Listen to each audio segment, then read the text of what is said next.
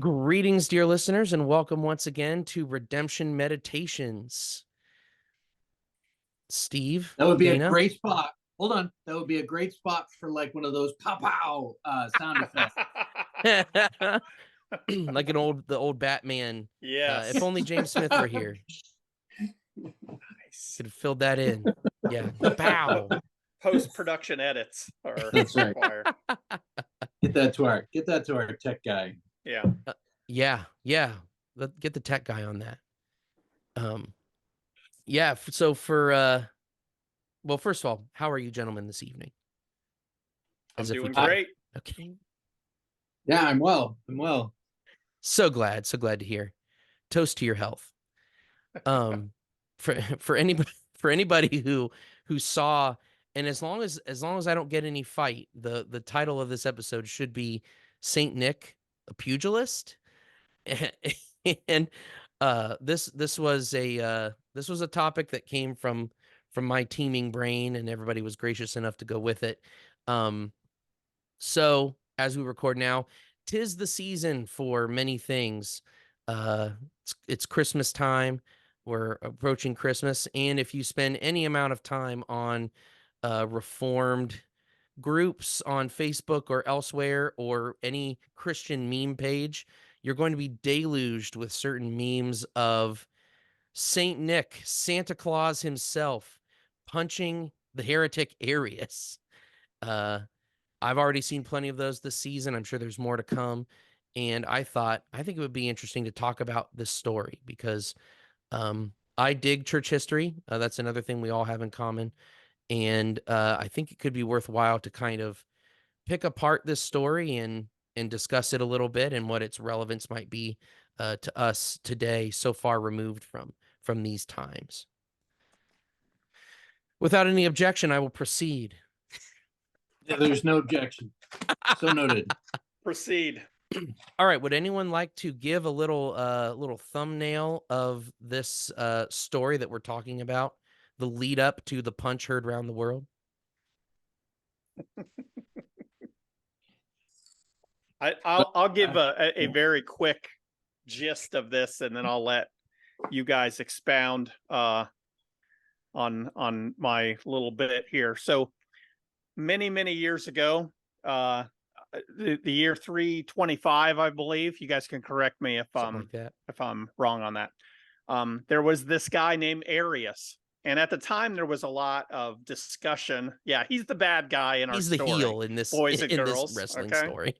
Yeah, he's the bad guy. So the gist of it is, this is a time when there's a lot of there's some confusion and controversy about the nature of Christ, and we might even say what he is, and especially in relation to the Father. So there's this argument that this man Arius made, and the gist of it, this is a major oversimplification. You guys can expound on this as you see fit, but the gist of it is that essentially Christ was created. There was some time when he was not, and then he was created and was. And that is directly linked to, and because of that, he's really not made of, I'm going to use this terminology to help us understand. So if we think of God as being made of stuff, whatever that is, Arius's argument was that Jesus is not made of the same stuff that the Father is. Now, God's spirit and doesn't have a body, so that analogy fails pretty quickly. But the important distinction here is that Arius is saying whatever the Father is, Jesus is something else, right? He's a creation. He may be the highest creation, but he's a creation. He's not the Father in the same sense. So that went over about as well as you might think with many of our heroes in the 4th century. And our one hero in particular is this man, Saint Nicholas. Whoa. Exactly. Who was known for giving gifts to children. It's there's some tie-in here. But he was having none of this heresy. This did not go over big with him, and he was so so the legend goes, so enraged by somebody suggesting that somehow Jesus is just not God the way the Father is, that he stood up, walked across the room, and gave him a big old knuckle sandwich. Now, that's the legend, anyhow. So with laying down that groundwork, I will pass hand the floor over to you, back to you, gentlemen.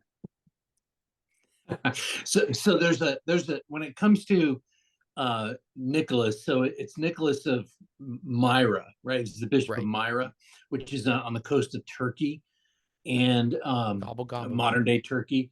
And there's a lot, obviously, there's a lot of legend attached to him. He's probably the most in our day, the most, at least one of the top 10, maybe top 5, top 3 saints, early church fathers in that era that people have heard of, even though they have no idea who he is. So there's a lot of legend attached to it. The whole Santa Claus mythology really finds its roots back in him, and so obviously, so Saint Nicholas, jolly old Saint Nick, right? The Sinterklaas, Claus, I think, is the second half of Nicholas, Nicolas. So the would that be the German, finds its roots in Germany, Dutch and Dutch. Yeah. Okay.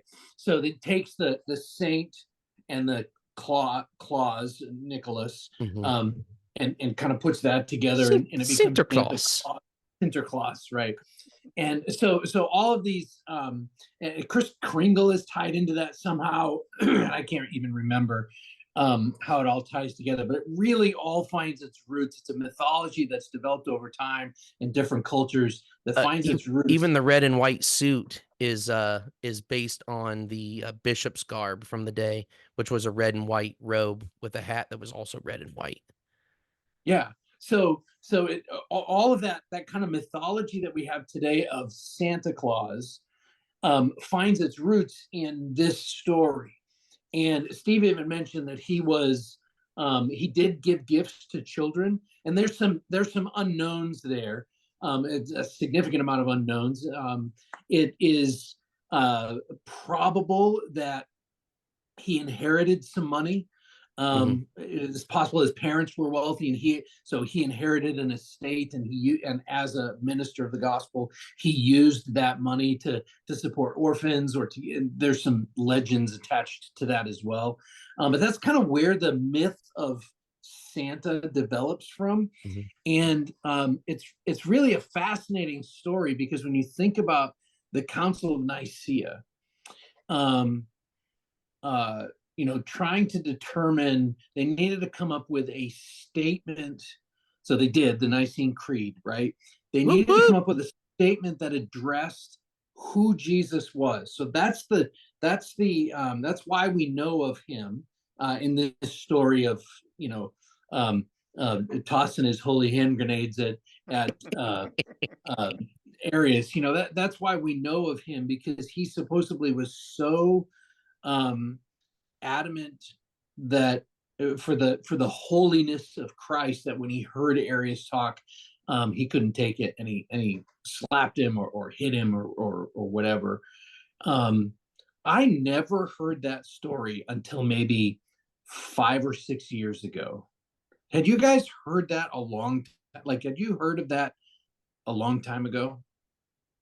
Yes, but I'm also weird. So I had a period where I was especially intrigued with like the Eastern Orthodox like communions, and a lot of our history about Saint Nicholas comes out of the East, because that was where he was. He was in Turkey. Yeah. And so there's lots of stories about Saint Nicholas in various histories, and here's part of the problem: histories and hagiographies of the East. So the East is especially prone to something called hagiography, which is taking a story about a person who existed, but maybe embellishing them to the point that they become not exactly historically true, but but are miraculous nonetheless. miraculous sounding. So it's sort of like turning a real life saint into a superhero, kind of a thing. And so sometimes peeling away those layers of fantastical, non-historical aspects of these stories can be a little difficult. Um, and many people say that this story has part of that involved in it. Um, yeah, so historians of the East have been talking about it. This is actually a matter of iconography, even for many Eastern, of many Orthodox Christian traditions. They'll often show him without the bishop's mitre and the certain dress, because the legend also says that after striking Arius, he was defrocked for a time, and then had a vision where his bishopric was restored to him by Mary, actually, but Mary and Christ. That's not how this works. That's not how I any was of this with works. you till then. Oh, you had me That's hook, line, and sinker until. that's some Ooh. hagiography right there. That's a great example of Yeah, hagiography. yeah. So And the development, so that's an interesting point, because the development also of um saints in that both Eastern and Roman Catholic tradition of saints being special, as opposed to canonized like and whatnot. yeah, and as opposed to the saints as the way the Bible presents them, which is Yeah. anyone who has trusted in Christ. Um, that idea of the saints being lifted high, and then you have this development of the patron saint of Mhm. certain groups of people, and because of that, probably the hagiography, because of the legend and the myth that was developing around this one guy, everybody wanted him to be their patron saint. And so if you look, I briefly looked at even his the Wikipedia page. There's a list of who he is the patron saint of. There's like 100 different groups of people. And it's everything from, like, I think sailors is one of them, right? Or Sailors is a major one. yeah, and Tell me one of them is boxers, please. the patron saint of MMA. Yes. Yeah, that's actually important in the spreading of the mythology, because he was in a coastal, kind of a wealthy town that was a trade port, the Myra, where he served. And so after he's gone, the legend starts to grow, and sailors adopt him as their patron saint, spread the legend around the world as well. And so it becomes this whole thing. And so that's where you get like the Dutch and the Germans and eventually in the English, and Coca-Cola. You have these whole groups of people that pull Saint Nicholas into their Christmas tradition, and it becomes a whole thing. But there's actually, maybe this is a little bit left field, but there's actually some fascinating syncretism of other myths into that, like in the is it the night before Christmas, that story. He's an elf, and it's 8 tiny reindeer, the thing says, and that whole Nordic elf tradition, right? Yeah, which is a very pagan, that's not just a cute little thing, like that's a whole pagan type of, it's actually demonic. but it pulls all of that in, and puts this one bishop from the 300s. It puts him as I don't know what the right word is, but as their hero, their patron saint, and popularizes him and makes this whole myth, which is, I don't know, it's all kind of fascinating because of the Christian roots and the roots in the Nicene Creed that developed out of that time period. Yeah, there's something fascinating even to us about the picture we have in modern day, you know, Western society of Santa Claus. Yeah. Popping somebody in the chops who's blaspheming the deity of the. I don't know why that is so just delicious to us. Probably it might not be something particularly good, but there is something that we're all like, oh man, that is such a good legend. I want it to be true, right? It's like if somebody was blaspheming Christ and grandma punched him in the face, right? There's some part of you that's like, that's right. You know, I don't know why that is, but it's for sure like we all kind of want to there's some part of us that kind of wants to cheer for that a little bit. And Well, you know, I don't know totally why, but I'll take a stab at it, because I think, especially for maybe my generation of reformed kids out here kicking it in the streets, you know, um, we've kind of inherited a, you know, a church culture that's a little namby-pamby, right? Little meek and mild to little Yeah. too meek and mild. Yeah. And so I think a lot of folks, and I'm not just saying people my age, but lots of folks, especially in the reformed world, are are happy to be reminded that there are things important enough to fight about. Um, even if it came down to a punch, or maybe a firm slap, which it kind of goes back and forth in the historical record, Right. without chalk, unlike the professional slap people that you might see on ESPN, the Ocho. old school slap fight. Old school slapping. But anyway, I think that might be why the resurgence, especially in Christian meme culture. Like, I just saw one the other day. It was the icon of the Eastern icon, you know, that certain look that they have of Saint Nicholas, and they had put in meme text at the bottom, "Ho ho homoousios," because that gets back to what you were saying, Steve, about the nature of Christ. It was a fight between the word homoousios, same essence, and then homoiousios, so just one extra letter, homoiousios, which is similar essence. And there's a world of difference between those two concepts. And so that whole debate over one letter in one word, right, comes down to this event of the slap heard around the world, or punch heard around the world, whatever you want to call it. So Yeah. I guess before I move on to our next point, I guess I would take an informal poll. Do you guys think this event actually happened in history? Go ahead, Steve. I mean, obviously we have no idea. I want to believe. I want it to have happened, right? There it is, right over Dana's shoulder. I want to believe. I want to believe that it happened, just because, like I said, for some reason it just, and probably for the reasons you explained, Lee, the idea that we're not going to find a happy middle ground on the substance of who Christ is. Right? This is one of those hills we're going to plant our flag in the ground and we'll die here. Yeah. Whatever it, and if we need to ruffle some feathers and upset you, okay. Like, this isn't the color of the carpet.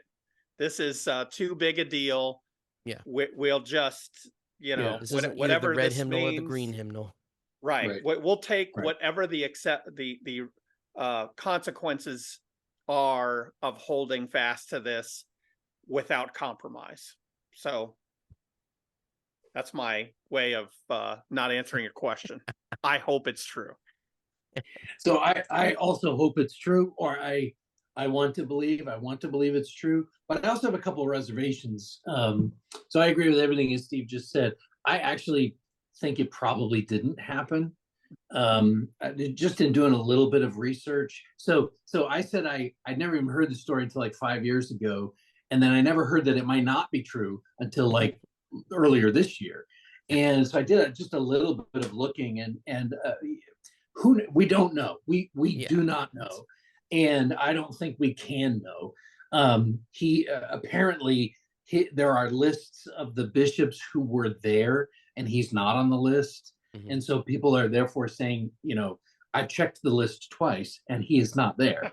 So I'm not sure. I'm not sure if he is or not, or was or not. And a part of me wants to believe, but also, if he was defrocked after, that's probably just because you labeled this episode, Saint Nick the Pugilist, right? If you read in so of the qualifications for an elder, which a bishop is an elder. In fact, we would say so. Overseer is the modern language for bishop, and we would say it's the same office. And First Timothy chapter 3 says that he is. So the ESV puts it like this: not a drunkard, not violent, but gentle, not quarrelsome, not a lover of money. So the word violent. In the King James, it actually says not a striker. So it says Ouch. not. So First Timothy 3:3 in the King James says not given to wine, no striker, not greedy of filthy lucre, but patient, not a brawler, but covetous. So not a striker, not a brawler. We don't think he was a brawler. That's not what we're saying. Even if he did hit the guy or slap the guy or whatever, we're not saying he's out there like looking for a fight. That's what a brawler is. Got his brass knuckles out at the church council. Let's step outside. The NASB actually uses that word, a form of the like pugilist, so not addicted to wine, or pugnacious. Oh, and so that's what I NASB for was the looking win. for, my NASB. Yeah. So a pastor, an elder, a bishop, an overseer is not someone who is prone to fight. And I'm not saying one slap means that he is, prone to fight. And I still want to believe it, because there are times when we want people to say, this is so important, I will give up my office to defend this doctrine. And if a heretic came into our church and got up and was making that argument in a debate like that, I don't know that any of us would be justified slapping him. No. You know what I mean? We might shut his mic off, we might interrupt him and say, no more of this. But to slap him, I'm not sure. But I love the story, and I love especially the fact that he has turned into jolly old Saint Nick.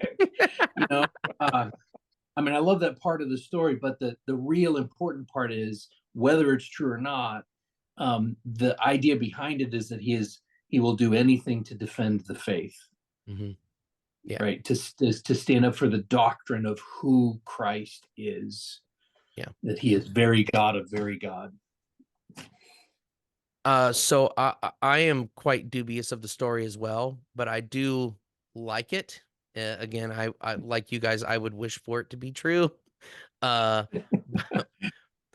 I actually, what's interesting is I think it's, so don't throw stones yet, but I think I think it's true, but perhaps on a metaphorical level. Oh, man. Go ahead. Are you tracking with me? We're tracking with you. So here's my theory.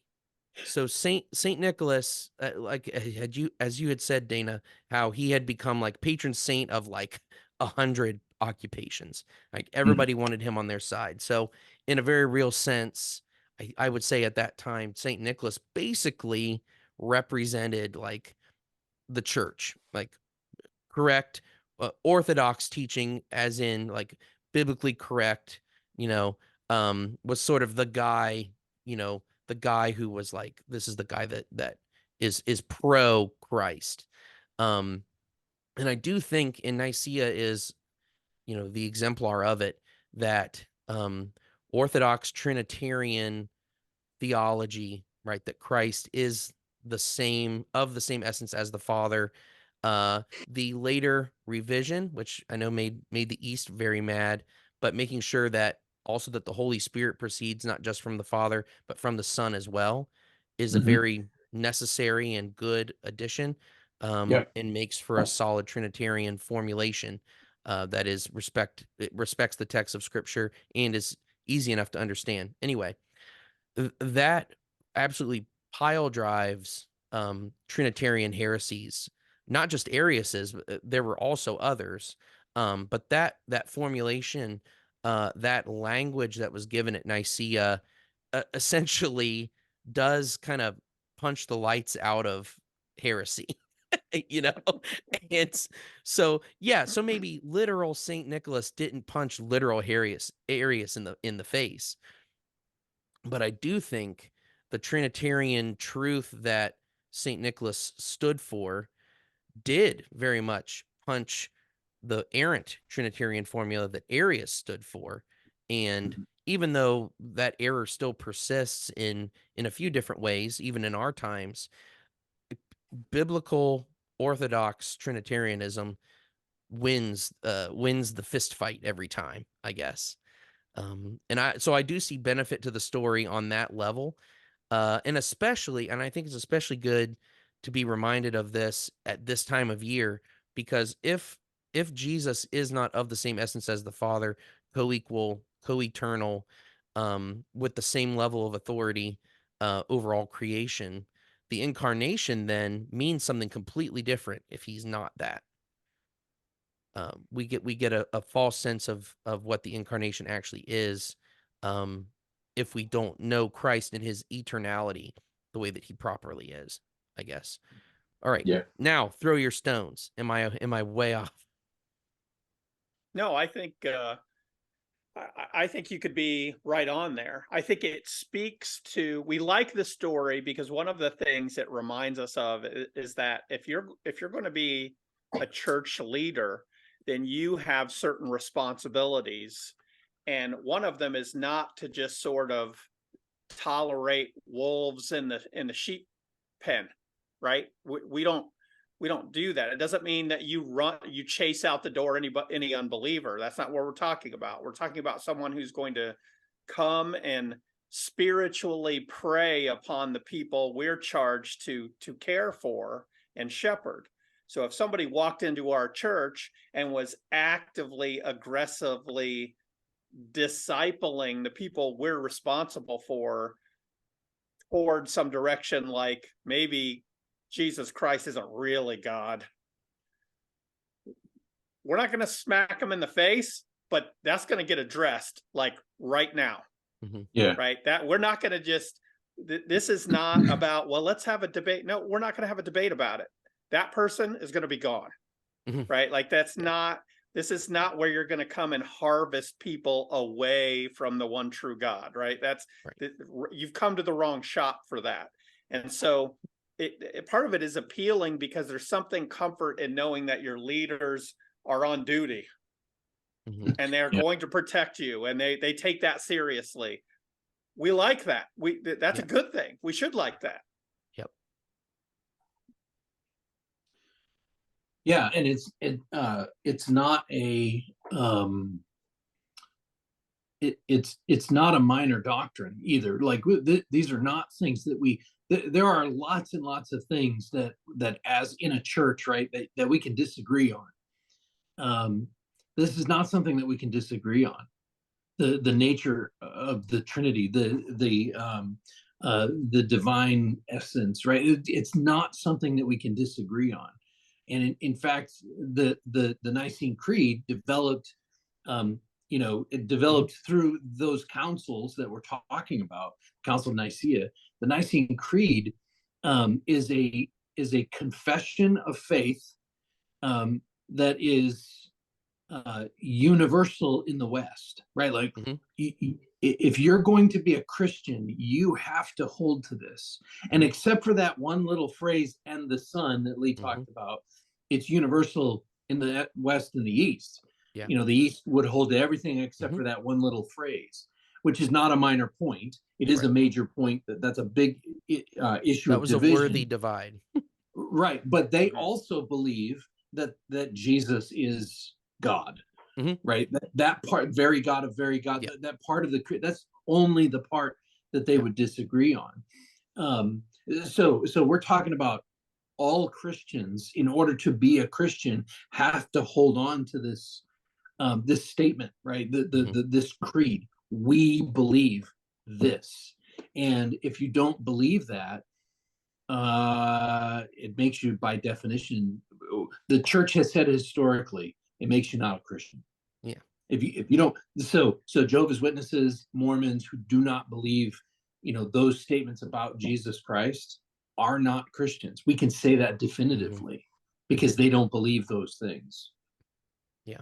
Yeah, if we were going to implement some theological triage, this is a first order issue. This is not secondary. We can disagree, but or third order. This is right at the top. Yep. Yeah. Yep. And that's why creeds are important. Creeds are good, solid, and concise descriptions of biblical doctrine. So they're made to be learned. They're made, honestly, to be memorized.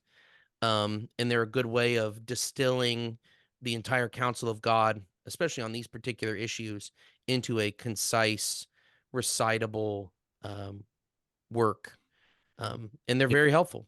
They're super helpful.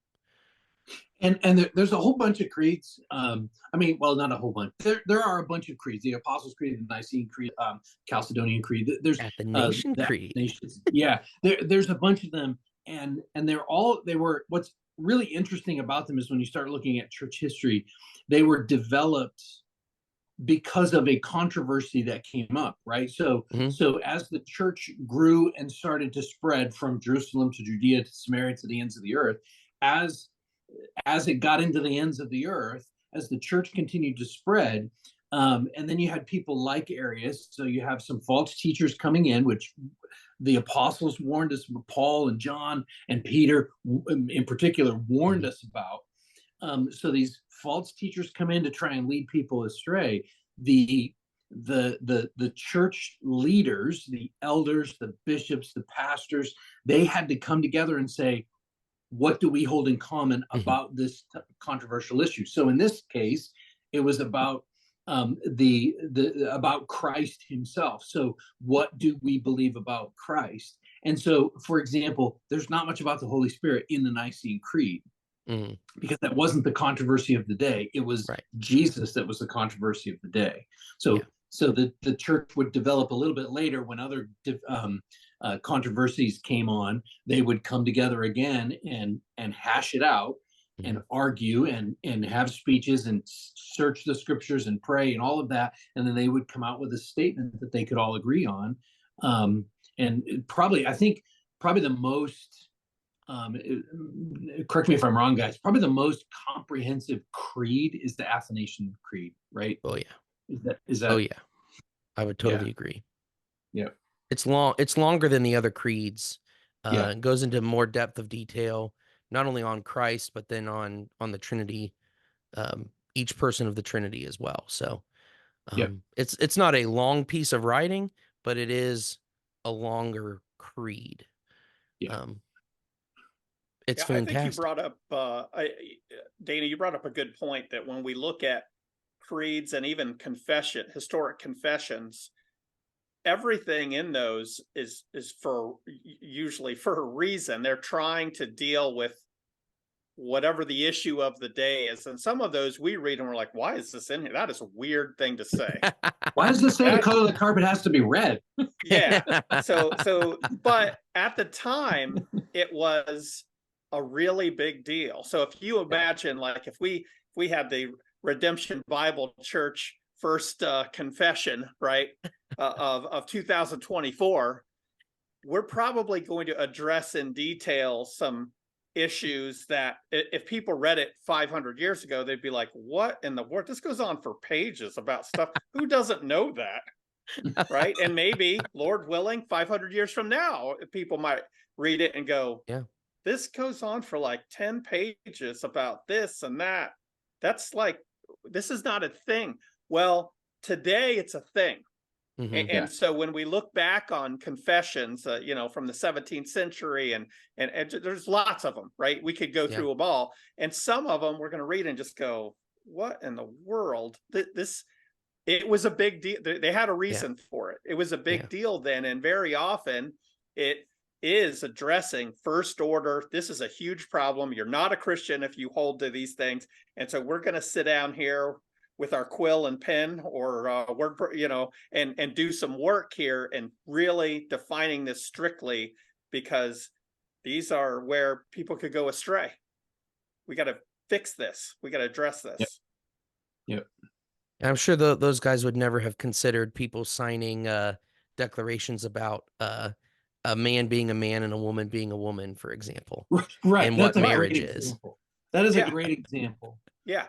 So in 20, what year was it when the Obergefell decision came down? 2017 or 60? I don't remember. 15, I think it was 15. 15. Yeah, 15. We actually, in our church bylaws, so statement of faith and bylaws, so our constitution, we actually adopted a statement of marriage to define what marriage was, because the world is saying that it can be homosexual, so two, and now more, but at the time, two people of the same sex can marry. And we had to come down and say, okay, for 2,000 years we haven't had to explain this. Longer than 2,000 years, but Yeah. like since the time of Christ, we have not had to explain this. All of humanity, at least in the Western world, right, everybody that's been influenced by Christianity understands what marriage is, but now we have to define it.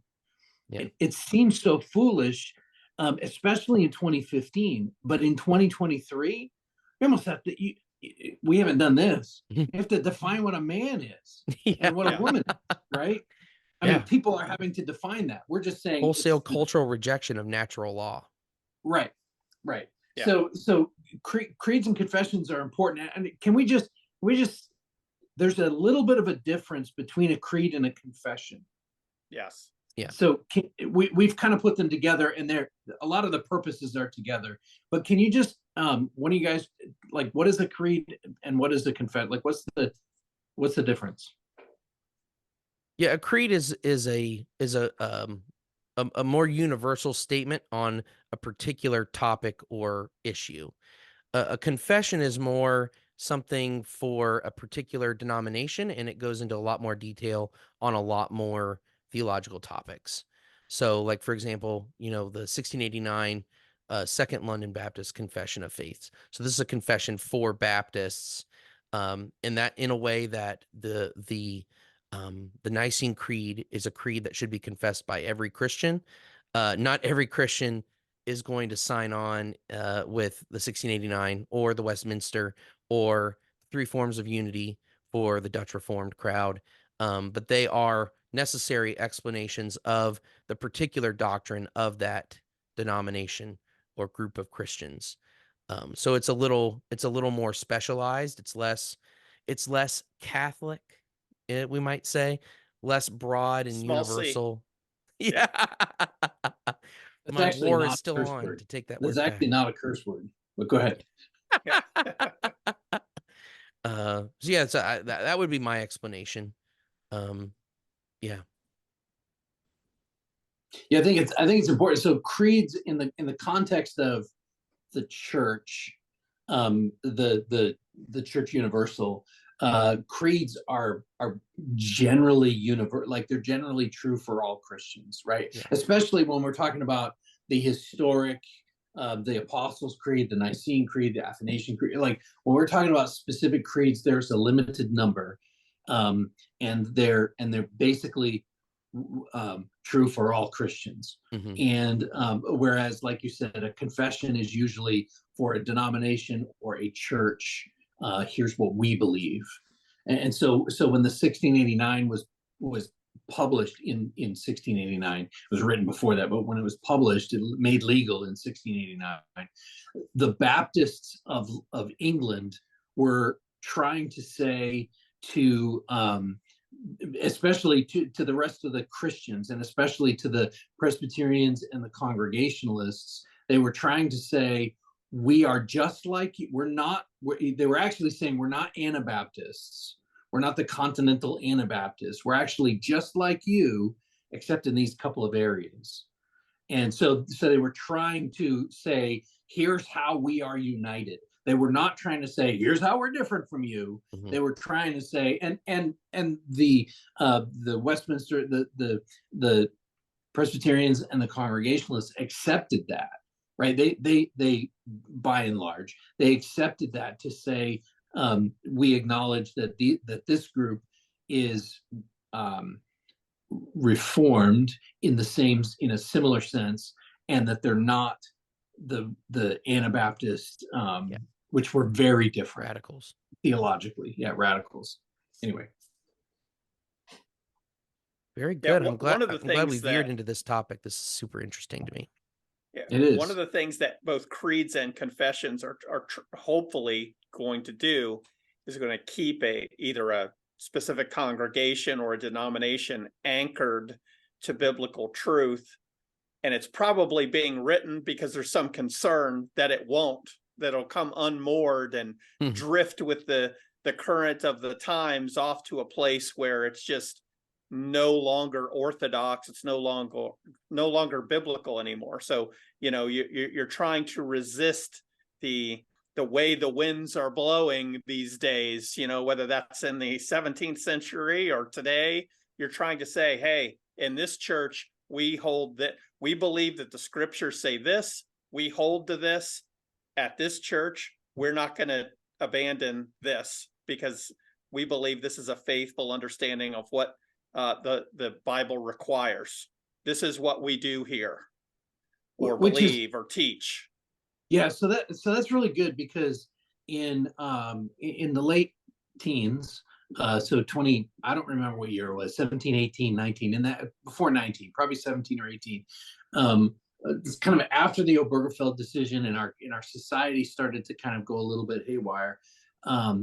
We as a church, so the first thing that we did was we made a statement, amended our constitution, which is our statement of faith, which is our confession. We amended it with a statement on marriage. What is marriage? Very specific.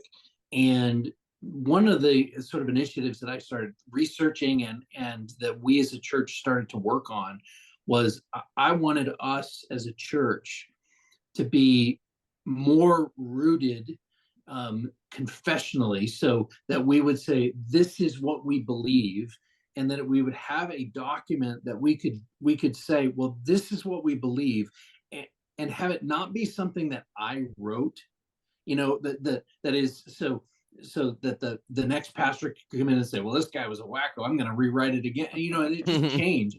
Right? We wanted to root it in something historic, and so that's where we ended up getting into the 1689 London Baptist Confession, the second London Baptist Confession, because we felt like it most articulated who we are as a church, and it also anchored us in the past. Right? It said this is what we believe. So there's the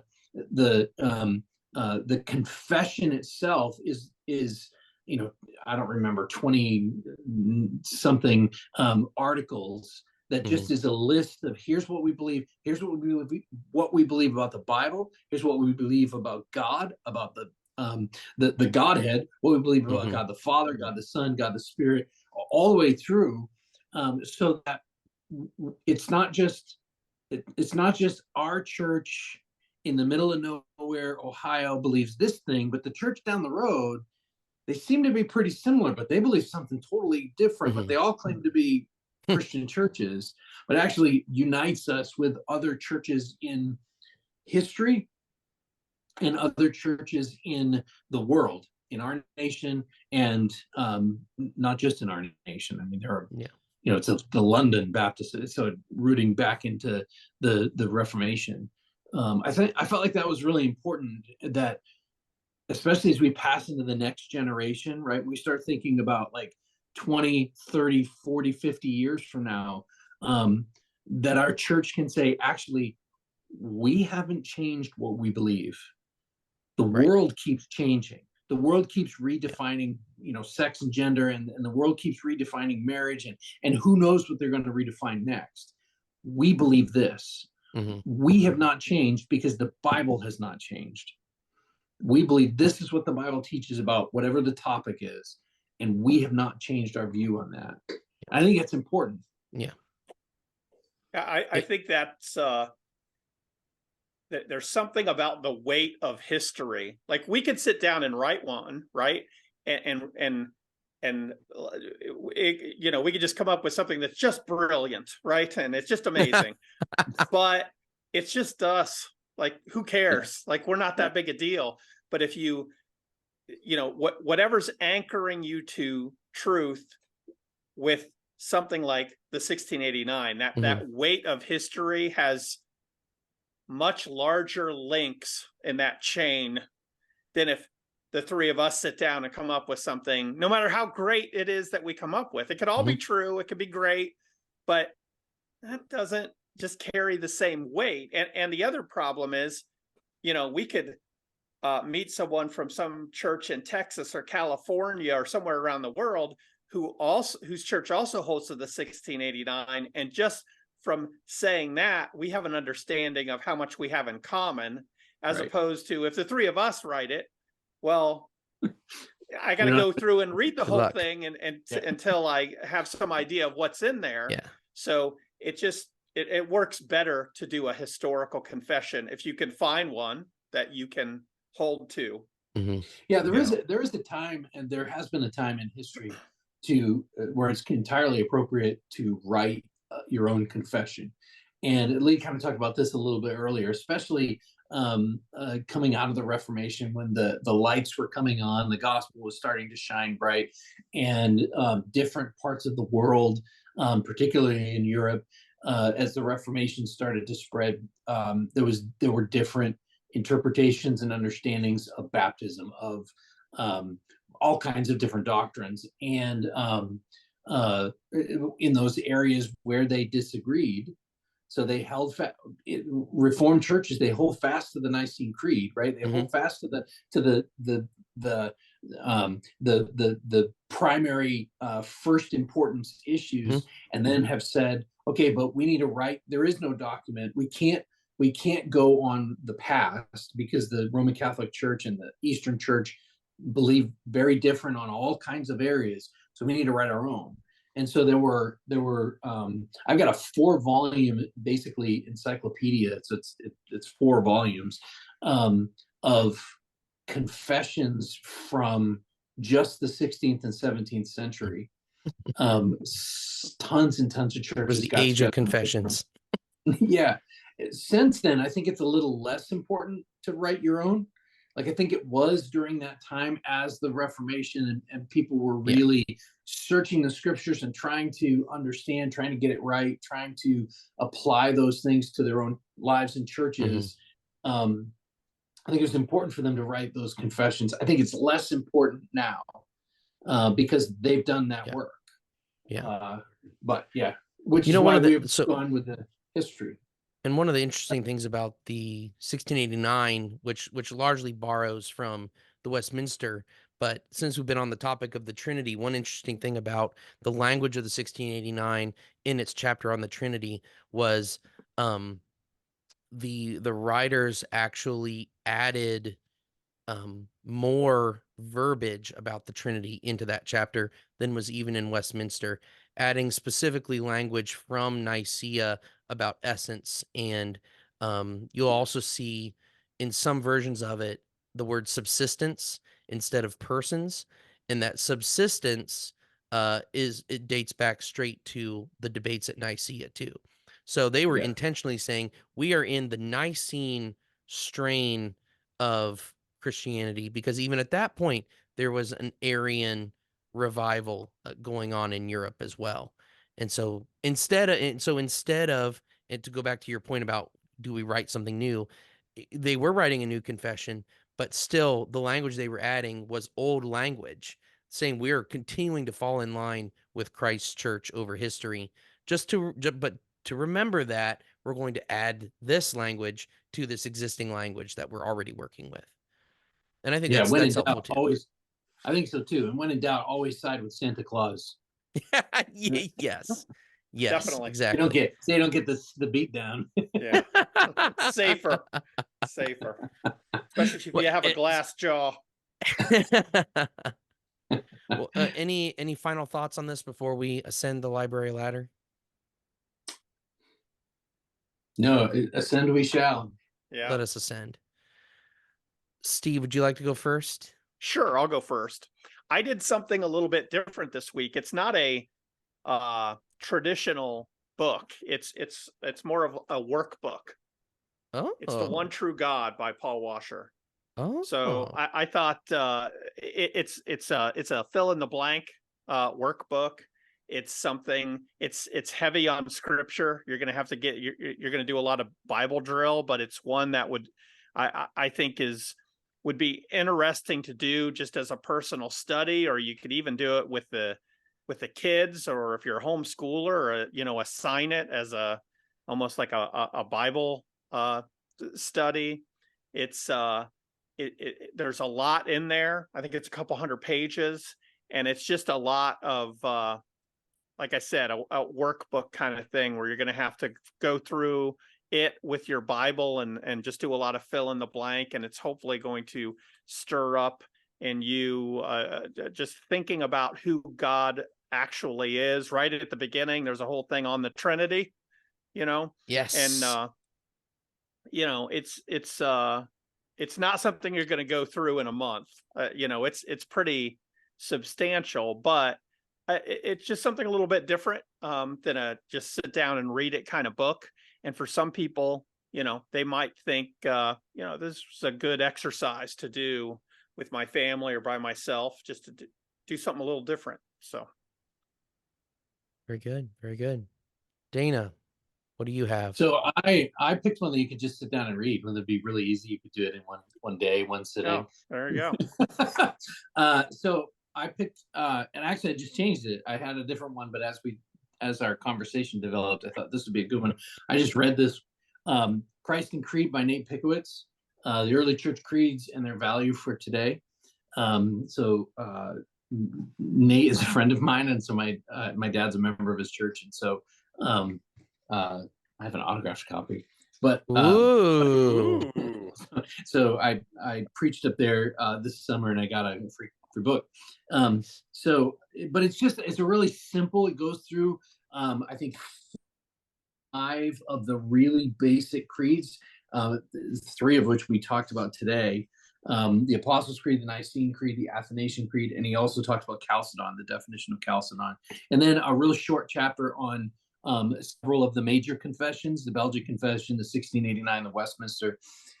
It's really good, and the importance of these things for the church today. I grew up in a setting that was,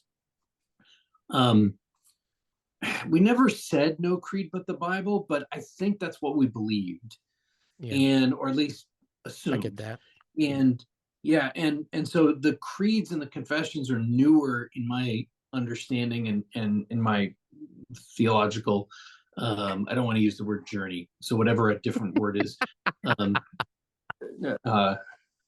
life, and Providential path.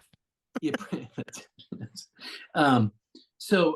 Christ and Creed by Nate Pickowitz, a super easy, helpful read. There's a few others out there that are real similar, but I found this one to be really quick and easy to read and helpful. Nice.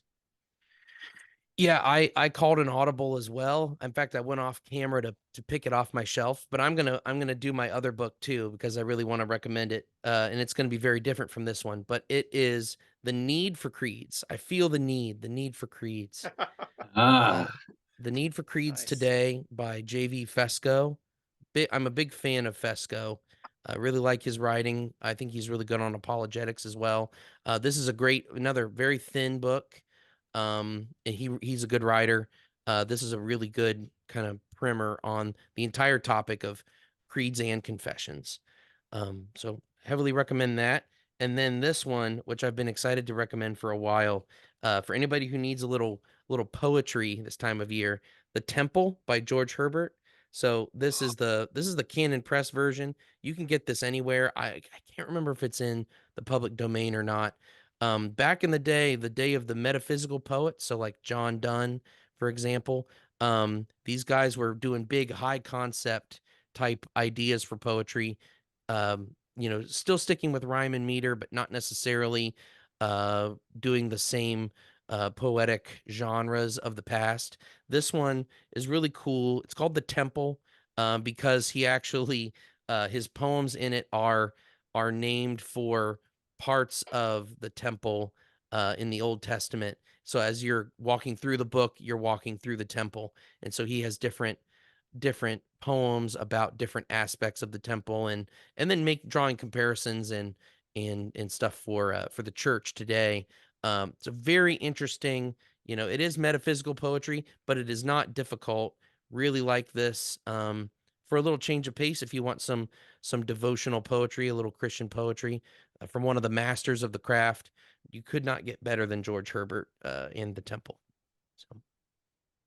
And fun fact, every poem is singable to the tune of "We Built This City" by Starship. I don't know if you knew that about George Actually, Herbert. that is true. You're right. Yeah. And now that's in your head. You're welcome. Yeah, Yep. of course. Any final thoughts for the good of the order? No. All right. Well, Bless the Lord us out bless there, you. Lee. Yeah, right on.